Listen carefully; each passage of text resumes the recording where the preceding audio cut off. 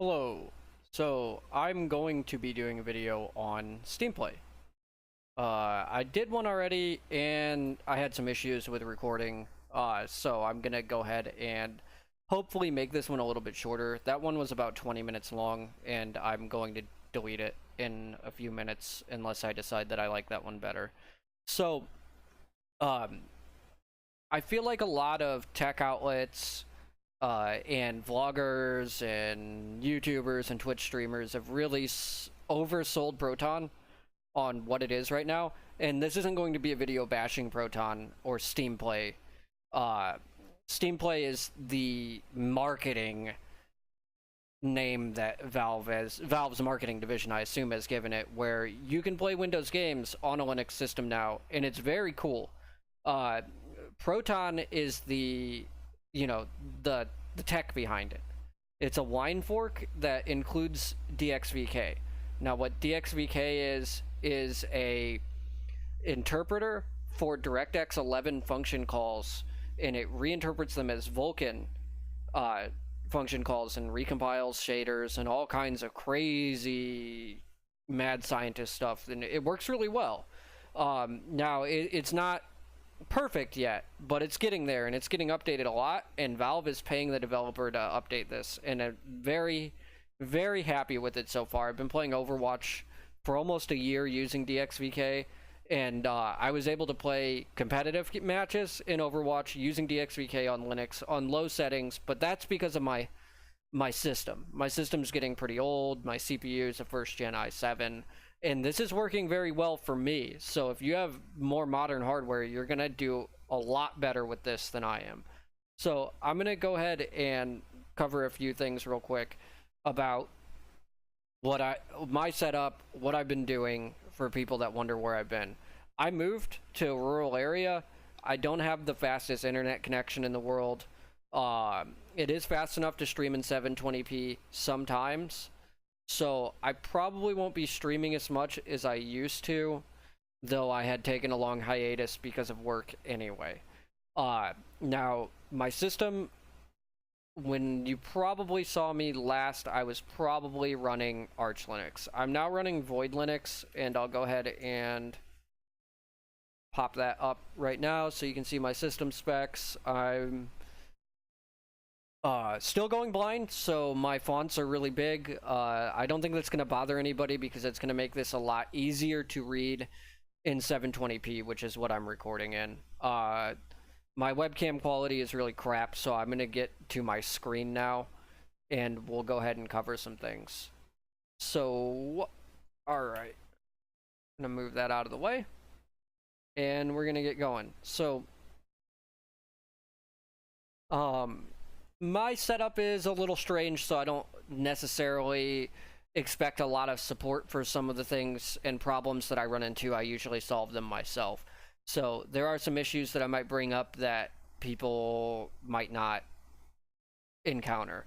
So in order to get Steam Play working, alright, so that's something for later in the video. In order to get Steam Play working, you can go to Valve's Proton page on GitHub, and there'll be a link that you can follow. Let me get to it. Down here, and it's a guide for getting this to work on Ubuntu 18.04. I personally like Ubuntu, but it's not as power user friendly as something that I need. I won't sit here and bash any distros. If you can get this working on a distro, it's going to work well so long as the game is rated to work well. So, I have an NVIDIA card, so I need the proprietary NVIDIA drivers in order to get this working. And I can actually use the stable branch of proprietary NVIDIA drivers to run anything that isn't DirectX 11 related. If I need to use DirectX 11, I absolutely need NVIDIA driver 3.96.x, x being the variable of any of them. I think that the absolute requirement right now, I believe, is 396.54 for DXVK. DXVK, like I said earlier, is a wrapper for DirectX 11, and it is absolutely required if you're trying to play a DirectX 11 game on Steam through Steam Play right now. On top of this, you need to have the Vulkan loader, and possibly, depending on your distro, the Vulkan headers. Now, on Arch Linux, Debian, and Ubuntu, I believe this is called Vulkan-ICD-loader in their main repos, and that will include the loader for 64 and 32-bit. So, that should be all you need to get this working, other than installing Steam on Debian, Ubuntu, and Arch Linux. For NVIDIA cards. For AMD and Intel cards, you need to have Mesa version 18.2 or higher, and you need to have LLVM version 7 or higher. I have tested this with the AMD card in my laptop, and my laptop is archaic and a nightmare to work with because it's so old. But I did get some lighter weight DirectX 11 games working, so I can verify that this works. So once you have the required packages installed, you should be able to just launch Steam and install a game. Now, that being said, just because... Oh, okay, hang on. So, there are whitelisted games and non-whitelisted games. And you can find those out by going on Valve's website or doing a little bit of research on Google. If you want to enable non-whitelisted games, you need to check 2 checkboxes. Steam Play settings in your Steam settings, which I just went to. You need to enable Steam Play for supported titles. That'll enable it for whitelisted games. I own a few whitelisted games. I tested originally with Doom 2, which would have run anyway because I could have just downloaded the files and run it through a source port, which is the better way to play some of these older games that are whitelisted, but they're whitelisting them anyway to show off the technology, and I get that. I wish that they had more support for some of these older games, like, hey, I want to right-click this and add a source port or something like that, because that would really, really enable people to get Brutal Doom set up that aren't really familiar with setting things like that up for, say, Doom, or like System Shock Enhanced Edition. Like, the source port's a little bit nicer than the Enhanced Edition, and it works with the Enhanced Edition, so, and Morrowind. So then after that, if you want to enable it for a non-whitelisted game, you need to enable the support for all games in your library. This does not mean that all the games in your library are going to work. From my testing... Oh, whoops. No, we're not going to restart yet. From my testing, I tested around 350 games. From that, about 60% of them would launch, and another 60% of them were actually somewhat playable. I want to say 50% were fully playable, but there was a noticeable performance hit from a large number of them, and most of those were newer games. However, some of the games that I did try that I wasn't expecting to work was Red Faction Guerrilla Remastered. It worked really well. It was near native performance, and I was very impressed by that. Something that Proton does that's very cool, or Steam Play does, that's very cool for me as somebody that plays a lot of older games, is it does something that scales the aspect ratio of the of older games that don't support widescreen, or that do support widescreen but launch in, say, 800 by 600 or something like that. It'll scale the screen, and I'll show you that with Morrowind right now. Just get it going. I think I have the game volume down really low. I hope so, because this is a really loud game when it launches. So I'm gonna you might even hear it through my microphone. Yeah, so there we go.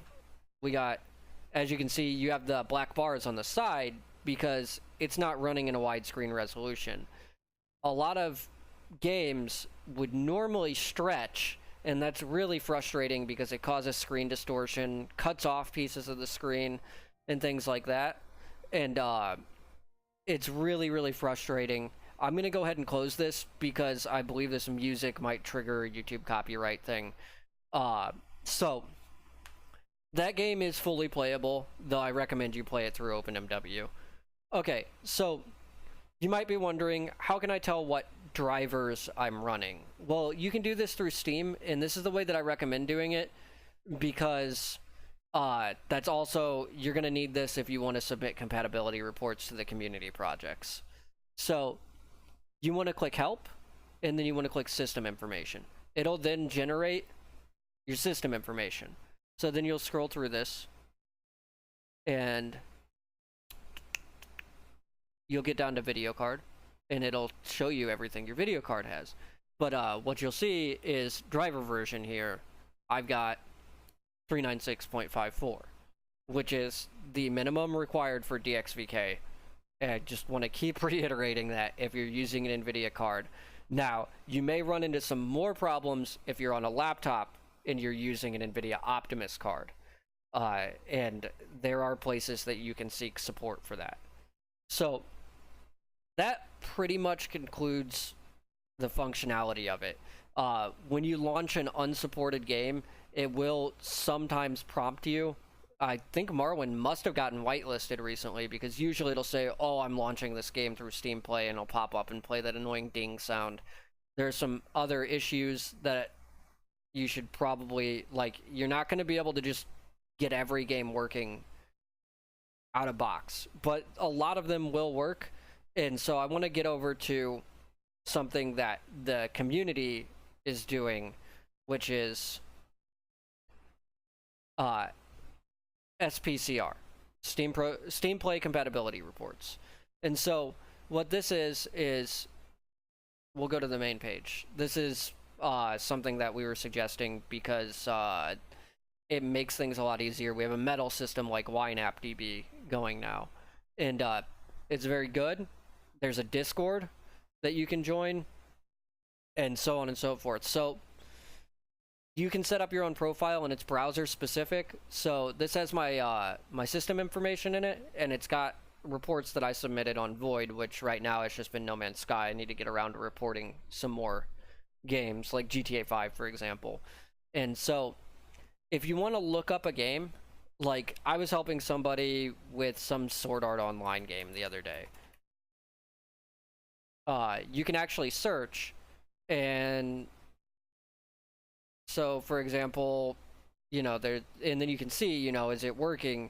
And I would not necessarily take games that have one report at base value. So let's go to a game that's probably going to have a lot of reports. Like, we'll do GTA 5. So GTA 5 has a silver rating, which is, you know, middle of the, a little bit above average. So,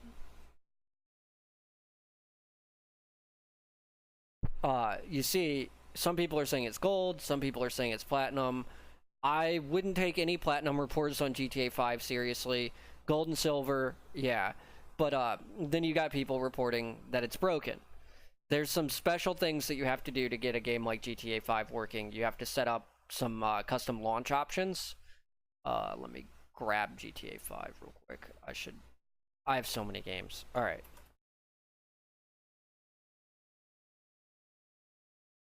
So, not only do you have to set up some launch options, but you also need to make some DXVK configuration files. So, there was a little bit that I had to do, and you should expect a little bit of tweaking for everything when you're running a Linux system. I do recommend that people, if they have the extra hard drive space or an extra hard drive, pop over and help test this. This is really good. Microsoft's been really bad to us as consumers since Windows 8 came out, and it's about time that we have some alternatives.